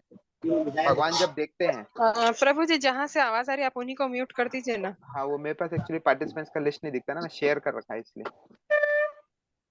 एक मिनट, म्यूट ऑन करता हूँ। म्यूट योरसेल्फ, हाँ म्यूट कर लीजिए अपने आप को, सब लोग क्वेश्चन हाँ पूछिए फिर म्यूट कर लो। हाँ। तो अभी क्या है, जब भगवान दृष्टि से देखते हैं किसी को, तो वो प्रकृति को देखते हैं, तो प्रकृति क्या है, संचालित हो जाती है, वहां से चालू हो जाती है, एक्टिवेट हो जाती है। तो एक्टिवेट कैसे होती है, वो जो दृष्टि है भगवान की, वो भी एक शक्ति है, वो भी एक एनर्जी है। तो उस एनर्जी को बोला जाता है सदाशिव, भगवान शिव जो बोलते हैं। तो सदाशिव जो है प्रकृति से मिलते हैं, तो उसके बाद क्या फिर निकलता है, अलग अलग ये सृष्टि की रचना होती है। ये होता है कारणोदक विष्णु के द्वारा, महाविष्णु के द्वारा। तो इतना अभी हमें डिटेल में जाना नहीं है। अभी तो हमें केवल ये 3 पुरुष अवतार देखने हैं हमने, कि कौन है ये कारणोदक विष्णु, कौन है गर्भोदक विष्णु, कौन है क्षीरोदक विष्णु, कौन है। एग्जाम में तो यही आएगा, लेकिन और डिटेल में मतलब क्लेरिफिकेशन के लिए मैं सब बता रहा हूँ कि कैसे जो है प्रकृति भगवान शिव के द्वारा एक्टिवेट हो जाती है। एक्टिवेट हो जाती है मतलब उसके बाद फिर ये महत तत्व आता है, महत तत्व से अहंकार आता है, अहंकार से फिर ये 3 गुण बनते हैं, पूरी सृष्टि फिर उसी से बनती है, उससे फिर ब्रह्मांड बनता है। तो ये ब्रह्मांड बनने का भी एक अलग पूरा क्रिया है, जैसे मैंने बताया ना, भगवान के शरीर से निकलता है ब्रह्मांड, तो ब्रह्मांड बनने का भी एक क्रिया है पूरा, वो भागवतम में पूरा बताया गया है 5वें अध्याय 5वें स्कंद में और तो 30वें जी स्कंद बाद में। में आप ये इसको पूरा एक बार डिटेल में बाद में ले लेंगे क्लासेस की। हाँ वो मैं कभी ले लूंगा, हाँ एक्स्ट्रा क्लासेस में हो सकता है वो, लेकिन ये इसमें हाँ, तो ये मेन क्योंकि टॉपिक ही पूरा नहीं होगा। हमें इतना डिटेल कभी पता ही नहीं था। हम्म। तो ये अभी, ये मतलब ये भगवान की सृष्टि का संचालन कौन कर रहा है? ये 3 पुरुष अवतार कर रहे हैं। तो भगवान जो है स्वयं कृष्णा जो है वो अपने लीला कर रहे हैं, लेकिन वो ऑफिशियल रूप में किस रूप में आते हैं? इन 3 रूप में आते हैं, पुरुषावतार रूप में, जो ये सब ऑफिशियल काम करते हैं। ऑफिशियल काम मतलब ये जो एक पद विभूति में जो सब जेल में आए हुए हैं जीव, तो इन जीवों को थोड़ा मैनेज करना पड़ता है, तो उन मैनेजमेंट कौन करता है? ये 3 पुरुषावतार करते हैं। तो पुरुषावतार ये डायरेक्टली काम नहीं कर रहे हैं, इनकी शक्तियां काम कर रही है। जैसे कारणोदक्षाई विष्णु के द्वारा प्रकृति काम कर रही है, सेवा कर रही है। और उनके 3, जैसे शिरोदक्षाई विष्णु के 3 अवतार हैं, कौन? ब्रह्मा विष्णु और महेश। गुणा अवतार जो है ना 3, ब्रह्मा जी जो कि सात्विक गुण में है, महेश जो कि तामसिक गुण में है, और विष्णु जी जो, सॉरी, ब्रह्मा जी जो राजसिक गुण में है, विष्णु जी जो सात्विक गुण में है। तो ये 3 गुणा अवतार है। तो इन 3 गुणा अवतार से पूरी सृष्टि को चलाते हैं। एक करता है, एक सृष्टि करते हैं, और विष्णु जी जो है उसका संरक्षण करते हैं, और महेश जी इसका विध्वंस कर देते हैं, प्रलय कर देते हैं। तो ये हैं 3 पुरुषावतार। अभी आगे और बहुत कुछ है, वो भी कंप्लीट करेंगे आज ही। अभी है साकार रूप की प्रभु जी श्रेष्ठ। हाँ, प्रभु यस। जी जैसे हमारे ब्रह्मांड के विष्णु क्षीरोदक्षाई विष्णु है ना, हम्म। और लेकिन ब्रह्मा दक्षाई के जो विष्णु भी है। फादर विष्णु है वो गर्भदक्षाई विष्णु है। हाँ, ये ब्रह्मांड के जो परमात्मा है वो गर्भोदक्षाई विष्णु है, और जीवों के जो परमात्मा है वो शिरोदक्षाई विष्णु है।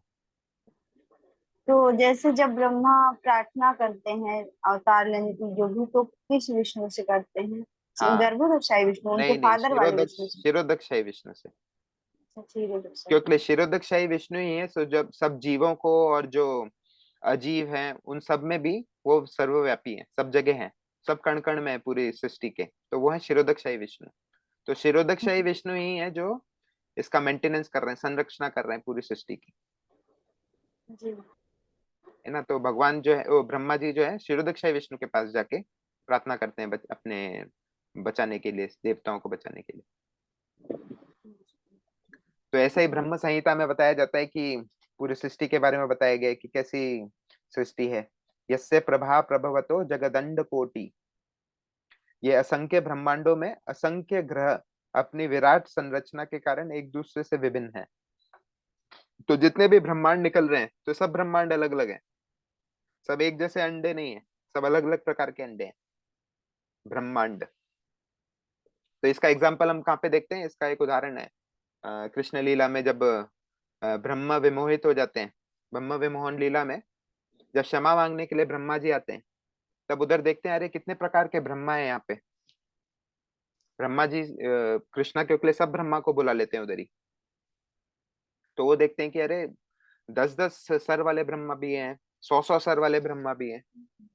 तो इसलिए अलग अलग ब्रह्मांडों में अलग अलग प्रकार के ब्रह्मा हैं।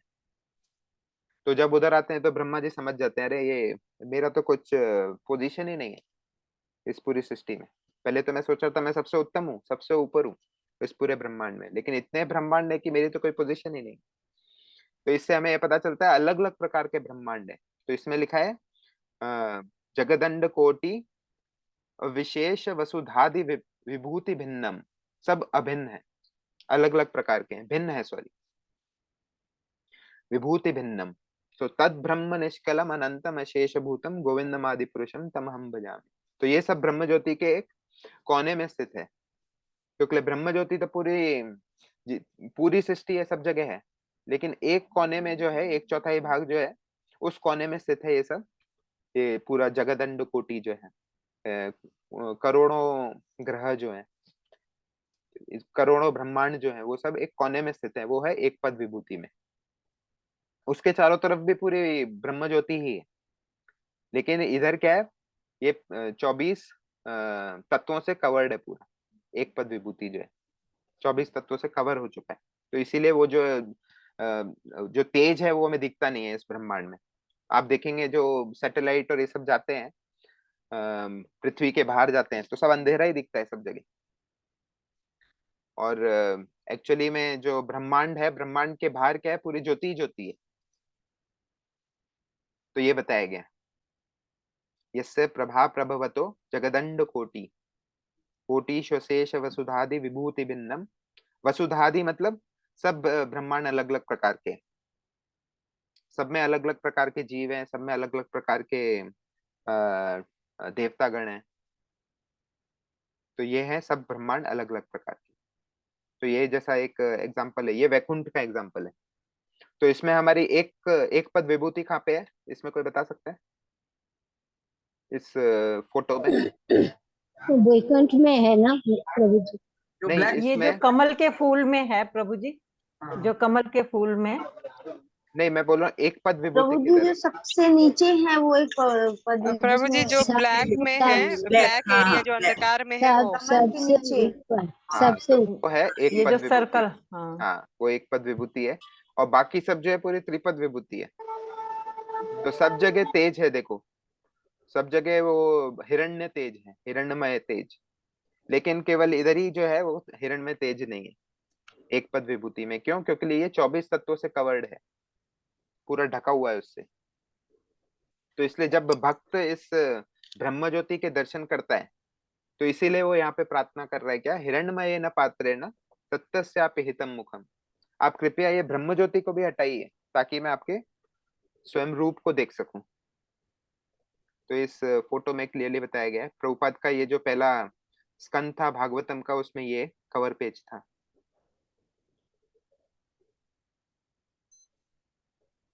हाँ, तो अभी मुंडक उपनिषद में भी बताया हिरण्मय क्या है।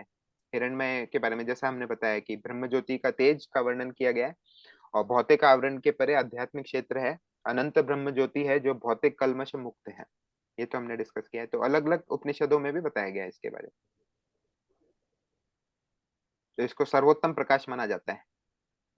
तो इसमें बोला जाता है कि सर्वोत्तम प्रकाश मतलब जो हमारे सृष्टि के अंदर जो सूर्य है, वो सूर्य भी वहीं से प्रकाश ले रहा है। तो उस इस त्रिपद विभूति में क्या है, वहां प्रकाश के लिए सूर्य चंद्र अग्नि या कुछ बिजली नहीं है, विद्युत नहीं है, उधर आवश्यकता ही नहीं है।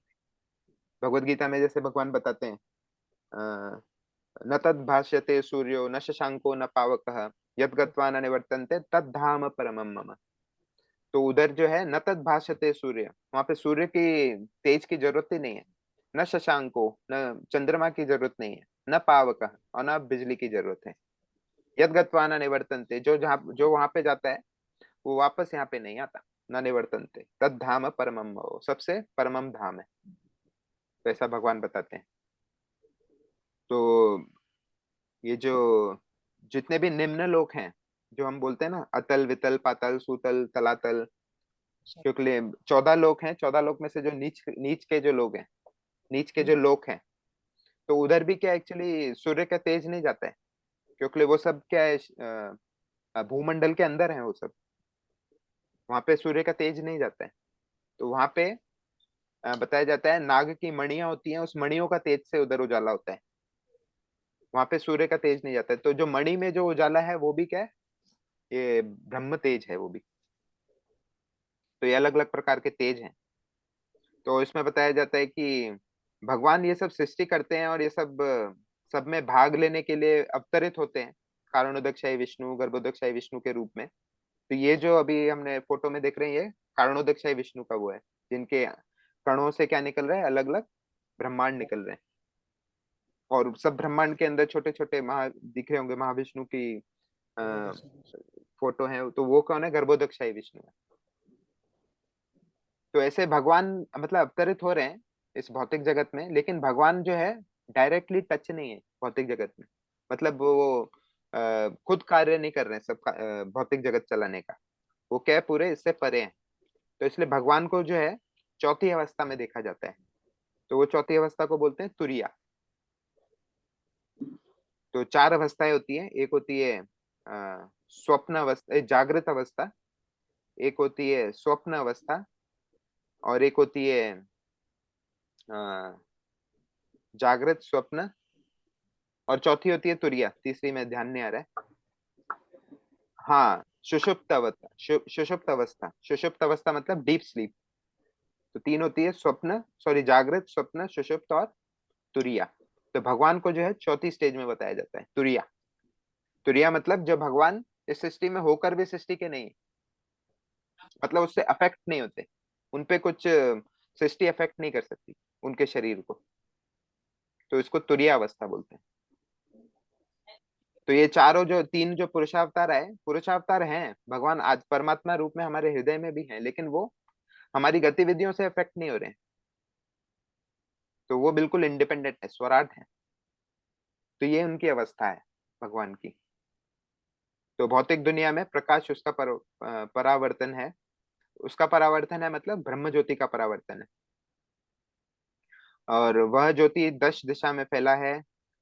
वह भौतिक तथा आध्यात्मिक जगत में सर्वत्र व्याप्त है। ये सब किसके बारे में हो रहा है? वह मतलब ब्रह्म ज्योति, मतलब ब्रह्म ज्योति मतलब हिरण्मयेन पात्रेण। तो हम देखते हैं कि जैसे श्रीमद् भागवत में व्यास कहते हैं कि परम सत्य की अनुभूति साधक के साधना के आधार से ब्रह्म, परमात्मा, भगवान ऐसा होता है। मतलब इन तीनों में वो भगवान की अनुभूति कर सकता है जैसे उसकी साधना है, उसके अकॉर्डिंग। ये जतमान प्रपद। हाँ, ये यथा माम प्रपद्यन्ते तम तथैव भजाम्यहम्। तो अभी हम तीन अनुभूति देखेंगे। एक है ब्रह्म अनुभूति, उसका थोड़ा डिटेल देखेंगे। तो हमारी एक्चुअली शाश्वत बनने की इच्छा जो है, क्योंकि हमें सब कुछ चाहिए परमानेंट, हमें मतलब शरीर भी चाहिए परमानेंट, मतलब ऐसा बूढ़ा नहीं होना चाहिए, जैसा अभी यंग अवस्था में वैसे ही रहना चाहिए। तो हमें क्या चाहिए? सब कुछ शाश्वत चाहिए इस जीवन में। तो ये इच्छाएं कहाँ से आ रही है, शाश्वत रहने की इच्छा?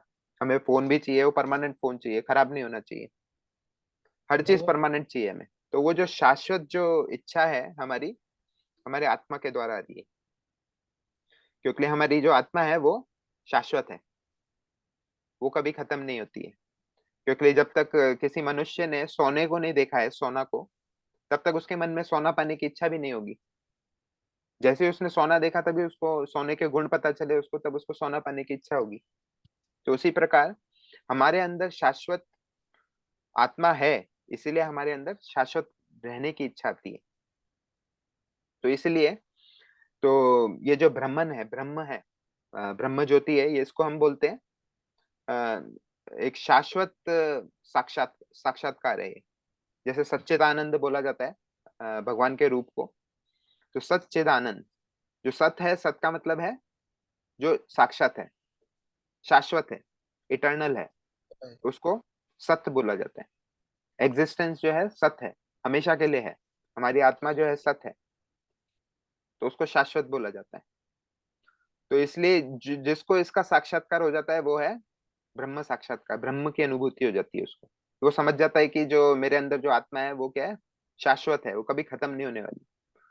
तो उसकी जो अनुभूति है, उसको जो ये ज्ञान है कि मैं शाश्वत हूँ, हमेशा रहूंगा, मेरी आत्मा हमेशा रहेगी और सृष्टि हमेशा रहेगी, भगवान भी हमेशा रहेंगे, जब उसको ये ज्ञान आ जाता है तो मतलब वो ब्रह्म की अनुभूति कर सकता है। ऐसे सेकंड लेवल पे आता है, सत के बाद आता है चित्त। चित्त का मतलब जिसको ज्ञान हो जाता है, जो जो नियंत्रण कर सकता है किसी को। जब किसी को ये ज्ञान हो जाता है कि इसको नियंत्रण करने वाला कोई है, इस शाश्वत जगह को कोई ना कोई तो नियंत्रण कर रहा है। तो जब उसको ये ज्ञान हो जाता है कि हाँ, एक एक परमात्मा है जो इसका सब नियंत्रण कर रहे हैं, इसको कंट्रोल कर रहे हैं, तो वो होता है परमात्मा साक्षात्कार। तो वो उसको चित्त के लेवल पे बोला जाता है। और तीसरा है आनंद, सच्चित आनंद होता है ना। तो आनंद मतलब भगवान का साक्षात्कार, जिसमें वो समझ जाता है कि ये कि जो जो कंट्रोल कर रहे हैं उसके साथ भी हम संबंध बना सकते हैं। वो केवल इंडिपेंडेंट नहीं है, वो केवल मैनेजर नहीं है, आप मैनेजर के साथ भी संबंध बना सकते हैं। तो वो आनंद की अनुभूति है, वो मतलब भगवान की अनुभूति। ये तीसरा लेवल है जिसमें वो भगवान के साथ संबंध बना सकते हैं। तो भक्त क्या करते हैं? सीधा भगवान से संबंध बनाने का प्रयत्न करते हैं। साधना करते हैं। और जो योगी रहते हैं वो देखना चाहते हैं कि कौन कंट्रोल कर रहा है, वो कंट्रोलर को ध्यान करते हैं, परमात्मा का ध्यान करते हैं। और जो ब्रह्मवादी हैं वो किसका ध्यान करते हैं? जो सृष्टि है वो हमेशा के लिए है, शाश्वत है, तो वो है ब्रह्म ज्योति, क्योंकि सब जगह ब्रह्म ज्योति दिखती है, तो इसलिए वो उन पे ध्यान करते हैं। तो ये 3 प्रकार की अनुभूति है।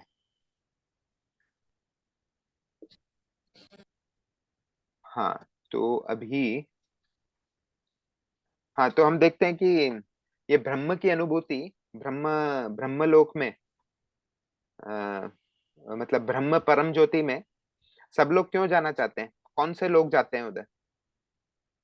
एक ज्ञानी। तो ज्ञानी लोग जाते हैं, और देखा गया है हमने भागवत में कि जितने भी राक्षस गण थे सब लोग ब्रह्म ज्योति में ही गए थे। जब भगवान कृष्ण ने उनका वध किया, तो वध होने के बाद सब लोग किधर गए? ब्रह्म ज्योति में। तो ये ब्रह्म ज्योति जो है एक्चुअली, ये कोई लोभनीय जगह नहीं है, ऐसा स्थान नहीं है जहाँ पे हमें जाना चाहिए, जहाँ पे राक्षस लोग भी जाते हैं। तो कैसी जगह हो सकती है ये? तो हम कल्पना कर सकते हैं कि जो स्थान कृष्ण के शत्रुओं को दिया गया है, तो क्या वह बहुत ही लोभनीय स्थान है? क्योंकि ब्रह्म ज्योति बहुत आसानी से मिल जाता है इनको, राक्षस गणों को, जो भगवान के द्वारा वध किए जाते हैं। और ज्ञानी उसको पाने के लिए कितना मेहनत कर रहे हैं। भगवत गीता में बोलते हैं आरूय नहीं, भागवतम में बोलते हैं आरूय कृष्णेन परम पदम तथा। ज्ञानी इतना प्रयत्न करता है ब्रह्म तेज तक जाने के लिए, पूरा जीवन निकल लेता है उसके जाने के लिए। और असुर भगवान से लड़ाई करते हैं, इमीडिएटली पहुंच जाते हैं। तो इसीलिए हम कल्पना कर सकते हैं कि ये जो भगवान के शत्रुओं की जगह, ये कुछ लोभनीय जगह नहीं। तो इसलिए इसमें हमें मानना चाहिए कि हम, अगर कोई मेरा दुश्मन आता है, मैं उसको एक जगह पे भेजता हूँ, और कोई मेरा दोस्त आता है तो उसको मैं दूसरी जगह पे भेजता हूँ। तो इसलिए भगवान भी भक्तों को कभी ब्रह्म ब्रह्म तेज में नहीं भेजते, वो इनको अलग जगह भेजते हैं, वो है अलग वैकुंठ है या फिर गोलोक वृंदावन। तो इसी तरह यह ब्रह्मांड का जो तेज है बिल्कुल भी लोभनीय नहीं है, किसी को चाहिए नहीं। तो इसीलिए प्रबोधानंद सरस्वती, जो कि गोपाल भट्ट गोस्वामी के चाचा थे, तो उन्होंने इसको, ब्रह्म को क्या बोलते हैं? कैवल्यम नरकायते। तो एक श्लोका है, मैंने एक एक्स्ट्रा डाला था, इसको मैं शॉर्ट में ले लेता हूँ। कैवल्यम नरकायते, मतलब कैवल्यम मतलब ब्रह्म ज्योति। कैवल्यम एक प्रकार का मोक्ष है।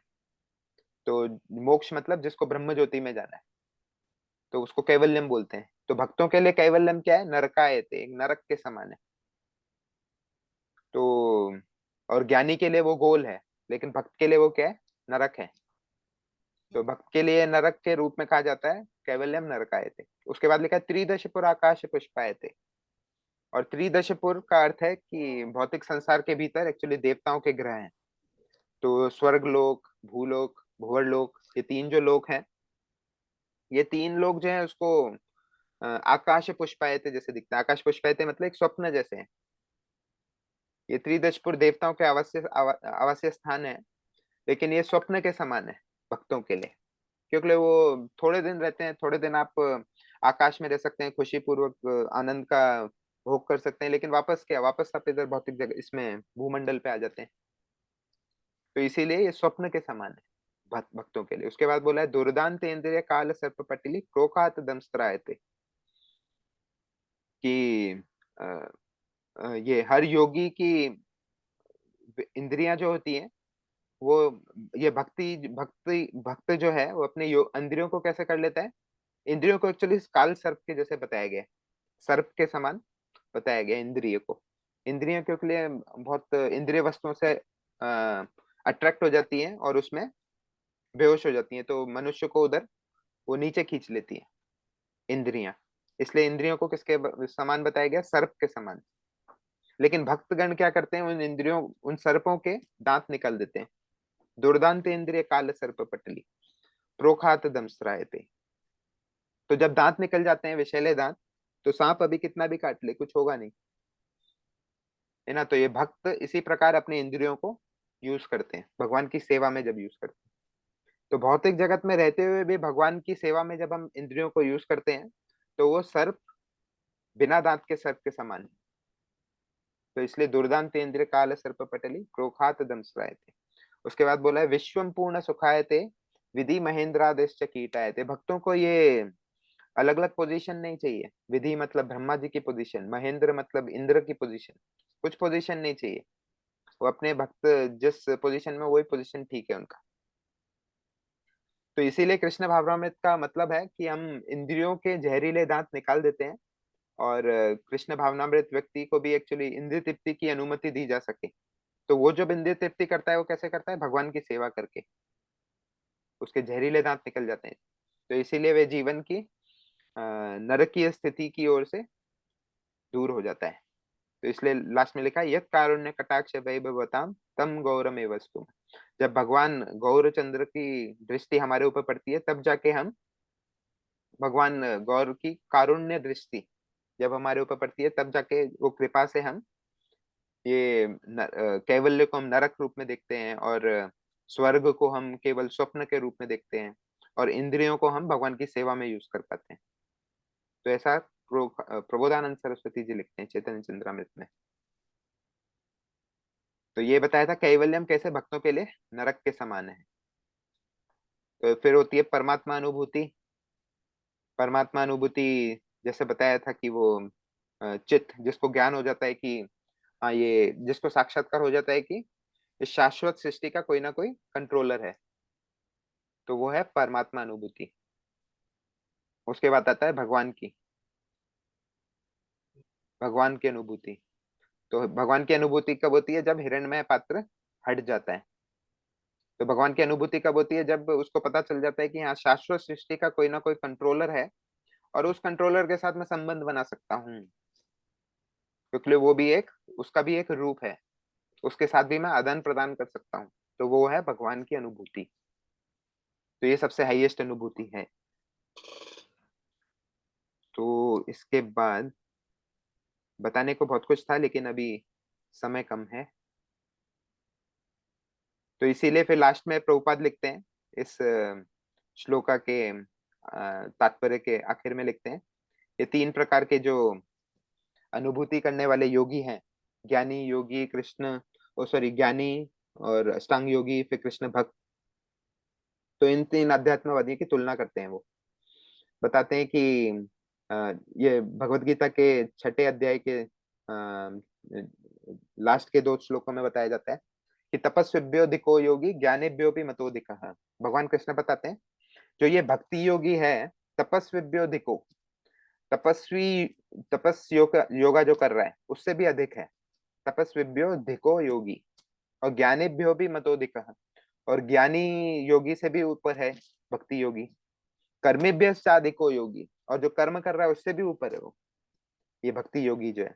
इसलिए भगवान क्या बोलते हैं? तस्माद योगी भवार्जुन, तुम वो योगी बनो, भक्ति योगी बनो। और फिर लास्ट में बोलते हैं योगी नाम अपनी सर्वेशाम, और वो योगी जो है वो टॉप मोस्ट योगी है, जो मेरे में हमेशा श्रद्धा रखता है, और मेरा ही ध्यान करता है, मेरे ही सेवा करता है।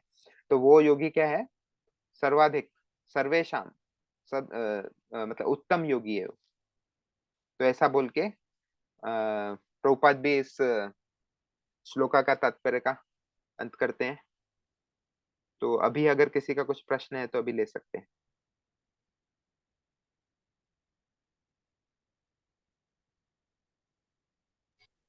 हरे कृष्णा प्रभु जी। यस प्रभु जी एक ही कंफ्यूजन था कि जो भी ये हमें तारे और ये सब नजर आते हैं, जैसे हम कह रहे हैं कि जो अध्रुव तारा है वो जो है इसका वैकुंठ लोक है, तो इसी तरह ये भी जितने भी हमें नजर आते हैं, तो जब प्रलय होती है तो ये सब समाप्त हो जाता है। जी, सब कुछ समाप्त हो जाता है। तो प्रलय भी इसमें अलग अलग प्रकार के होते हैं। तो जब ब्रह्मा जी का रात होती है, तो रात होने के टाइम पे ये पूरी सृष्टि खत्म नहीं होती है। तो ये केवल महर लोक तक खत्म हो जाता है, नीचे के जितने भी लोक हैं महर लोक तक, क्योंकि 14 लोक है ना, 14 लोक में से महर ऊपर के 3 लोक, महर तप सत्य लोक, हाँ, ये 3 लोक बच जाते हैं। तो इन 3 लोकों में जितने भी योगी गण हैं, जितने भी नव योगेंद्र, चतुष कुमार, जितने भी अलग अलग भगवान के सप्तऋषि, ये सब जितने भी हैं ये सब ऊपर के लोकों में चले जाते हैं, जो शाश्वत लोग हैं, जैसे मार्कंडेय ऋषि, मांडुक्य मुनि जो उस दिन देखा था हमने, तो ऐसे सब लोग जो हैं ऊपर के लोकों में चले जाते हैं और नीचे की सृष्टि में पूरा विध्वंस हो जाता है। तो भगवान शेषनाग के मुंह से अग्नि निकलती है और नीचे के लोग सब भस्म हो जाते हैं, सब शुद्ध हो जाते हैं, मतलब प्रलय आ जाती है। इसको अर्ध प्रलय बोलते हैं।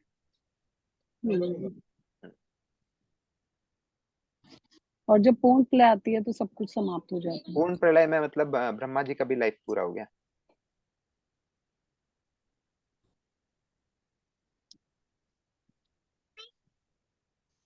ठीक है फिर। तो जो हाँ। जो ऊपर के लोग आज हैं प्रभु जी, फिर इतनी समय वो भी नजर आते हैं जो ये तारों के रूप में उसमें। तारे मतलब ये हमें जो दिखते हैं जरूरी नहीं वो सब मतलब कुछ रहने की जगह है। तो कई इसमें भागवत में बताया जाता है इस सृष्टि में अलग अलग प्रकार की ग्रह हैं। ग्रह कितने, 9 ग्रह हैं। और अलग अलग प्रकार के तारे हैं। तारे मतलब ये इसमें बोला जाता है स्वर्ग लोक के पिकनिक स्पॉट्स हैं वो। जैसे पिकनिक स्पॉट्स मतलब अलग अलग अपने देवतागण जो है उधर पिकनिक मनाने आते हैं। तो ऐसा भागवत में बताया गया है। और जो मैंने लास्ट टाइम बताया था कि वो ये जो परमात्मा अनुभूति वाले हैं, परमात्मा उपासक हैं, उनका अल्टीमेटली जाते कहाँ पे हैं वो, जैसे मैंने बताया था वो भूमंडल के इस ब्रह्मांड के वैकुंठ में जाते हैं। तो वो भी मतलब जरूरी नहीं है उसी वैकुंठ में जाते हैं, क्योंकि परमात्मा उपासक जो है वो थोड़े कंफ्यूज रहते हैं। वो जानते हैं कि कोई ना कोई कंट्रोलर है शाश्वत सृष्टि का, लेकिन उधर जैसे ही वो परमात्मा के रूप पे ध्यान करते हैं, तो वो जैसे ही वो ध्यान उनका पूर्ण होने वाला होता है, तो इमीडिएटली वो जो है हिचकिचा जाते हैं कि ये पूर्ण रूप है क्या भगवान का। तब वो कभी कभार क्या है, वो ब्रह्म ज्योति में लीन होना भी चाहते हैं। तो परमात्मा उपासक भी जो है कभी कभार ब्रह्म ज्योति में भी जाते हैं। तो उनका गोल जो है फिक्स नहीं है कि वो वैकुंठ में ही जाते हैं, मतलब इस भूमंडल के वैकुंठ में जाते हैं। वो कभी कभार ब्रह्म ज्योति में चले जाते हैं। तो जैसे ही उनकी आराधना रहती है, जैसी उनकी तपस्या रहती है, उसके अकॉर्डिंग उनका गोल रहता है, उसके अकॉर्डिंग उनका डेस्टिनेशन रहता है योगियों का। तो उनका ये मतलब फिक्स नहीं है कि उधर ही जाएंगे वो भूमंडल के वैकुंठ में। हरे कृष्णा प्रभु जी। हाँ, यस, थैंक यू प्रभु जी। प्रभु जी, वो वैकुंठ और गोलक वृंदावन में क्या फर्क है? वो रस का अलग अलग है। जैसे अभी वैकुंठ में जैसे हमने 5 रस बताए थे, शांत, दास्य, साक्ष्य, वात्सल्य और माधुर्य। तो शांत रस जो है और दास्य रस जो है, ये 2 रस जो है सबसे ज्यादा जीव जो है इस रस में आते हैं, शांत रस और दास्य रस। तो वो सब क्या वैकुंठ में रहते हैं, शांत रस और दास्य रस। लेकिन बाकी 3 रस जो है, साक्ष्य, वात्सल्य और माधुर्य, ये गोलोक में ही मिलता है। आपको साक्ष्य, वात्सल्य और माधुर्य वैकुंठ में नहीं मिलेगा वो रस। तो ये रस के अकॉर्डिंग डिफरेंशिएशन है। प्रभु जी, हाँ, वैकुंठ में तो जो सारे जीव रहते हैं वो उनके भी भगवान के समान ही रूप होते हैं ना सबके? हाँ, वो अलग अलग प्रकार के रहते हैं, मतलब कई भगवान के समान रूप के रहते हैं और कई जो है भगवान की जैसी शक्तियां भी होती हैं कईयों में। तो 4 प्रकार के मोक्ष हैं, तो उन मोक्षों के अकॉर्डिंग उनका रूप रहता है। तो प्रभु जैसे अगर भगवान के समान ही उनका रूप भी है, तो फिर वो भगवान के रूप से आकृष्ट कैसे होंगे जब उनका खुद का ही रूप वैसा ही है तो? नहीं, जैसे मैं एक एग्जांपल बताता हूँ। जैसे कोई पति पत्नी है, समझो 40 साल से एक साथ हैं। तो हमने देखा गया है जो पत्नी है अपने पति का गुण ले लेती है। ऐसे भागवत में एग्जांपल आता है, पत्नी के अंदर पति के गुण आ जाते हैं क्योंकि उनके साथ रहते हैं, और पति के अंदर पत्नी के गुण आ जाते हैं। दोनों एक दूसरे के गुण बैलेंस करते हैं। तो उसी प्रकार जब हम भगवान की आराधना करते हैं तो भगवान के गुण हम में आने लगते हैं।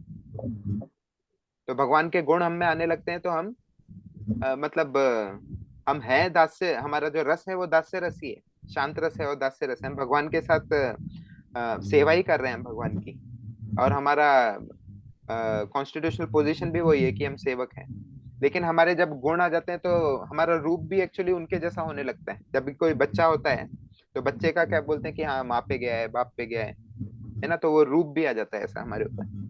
तो इसीलिए इसको एक प्रकार की, इसलिए इसको एक प्रकार की मुक्ति बोला जाता है ना, सारूप्य मुक्ति। तो सेम रूप हो जाता है, लेकिन फिर भी से सब भगवान को गोलोक, जानते हैं उधर। यस प्रभु, हम्म से गोलोक में तो ऐसा है कि कृष्ण सबसे सुंदर है तो सभी उनसे आकृष्ट रहते हैं। हम्म। पर जैसे वैकुंठ में सब उनके जैसे रूप पा गए तो फिर कैसे आकृष्ट हुए, ये मतलब।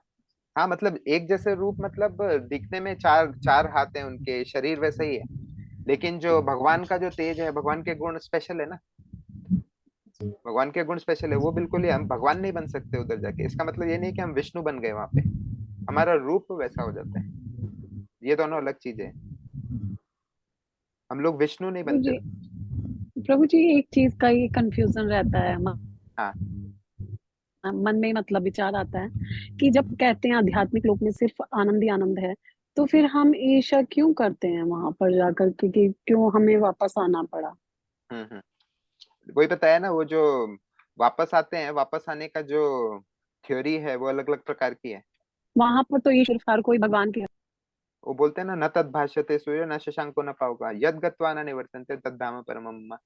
भगवान तो स्वयं बोल रहे हैं, उधर से कोई वापस नहीं आता है।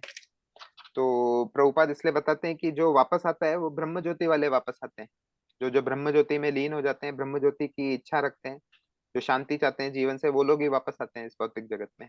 लेकिन जो आध्यात्मिक जगत में पहुंच जाते हैं वो लोग वापस नहीं आते। तो इसीलिए अलग अलग थ्योरी है। एक थ्योरी में बताया गया कि हम शुरुआत से ही, शाश्वत काल से ही हम अनादिर बहिर्मुख हैं। अनादिर बहिर्मुख मतलब अनादि काल से हम भगवान से परे ही देख रहे हैं, उल्टा ही देख रहे हैं, भगवान की तरफ तो कभी देखा ही नहीं हमने। वो धीरे धीरे करके जब जीव अलग अलग जीव शरीरों से जाता है और बहुत सारे जीवनों से निकलता है, उसके बाद जाके वो धीरे धीरे भगवान की तरफ देखना स्टार्ट करता है। तो अभी हम इस जीवन में अगर आप भक्ति कर रहे हैं, मतलब बहुत सारे जीवन कालों से निकलने के बाद आप जाके भगवान की तरफ देखना शुरुआत कर रहे हैं। पहले हम तो लोग पहले ये ब्रह्म हमारी एक ज्योति शुरुआत है। तो ये एक अलग थ्योरी है, कैसे हम नीचे से ऊपर जा रहे हैं। और एक थ्योरी है ऊपर से नीचे आए। तो ऊपर से जो नीचे आए वो किधर से आए? ब्रह्म लोक से आए, मतलब ब्रह्म ज्योति से आए। लेकिन जो आध्यात्मिक जगत में वो परमानेंट है। और इसमें बताया जाता है आध्यात्मिक जगत से भी लोग आते हैं, लेकिन वो भगवान की लीलाओं में भाग लेने के लिए आते हैं। तो वो हाँ, ये नित्य गुरु स्वरूप है। गुरु वगैरह वहीं से आते हैं। हाँ वो नित्य फिर स्वरूप वापस होते हैं। वहीं पर चले जाते हैं, हाँ तो फिर वो से उनको, वापस वहीं हाँ चले जाते उनको हैं। नित्य रूप बोला जाता है इसलिए। और हम लोग क्या है? बद्ध जीव हैं, वो नित्य जीव हैं। हम लोग क्या है? बद्ध जीव हैं। बद्ध जीव मतलब नीचे से ऊपर जा रहे हैं। और नित्य हम्म, नित्य जीव कौन होते हैं? ऊपर से नीचे आते हैं भगवान की लीलाओं में भाग लेने के लिए, या भगवान की इच्छा होती है तो भगवान की इच्छा को पूर्ण करने के लिए। ओके, थैंक यू प्रभु जी। तो मेरे को अभी थोड़ा निकलना पड़ेगा, तो आज इधर हाँ ही। प्रभु जी, ओके, इसकी रिकॉर्डिंग भेज दीजिएगा। यस यस जरूर। यूट्यूब हाँ का हाँ प्रभु जी दिल ही नहीं करता वीडियो। आपकी क्लास खत्म हो, इतने इंटरेस्टिंग लगती है।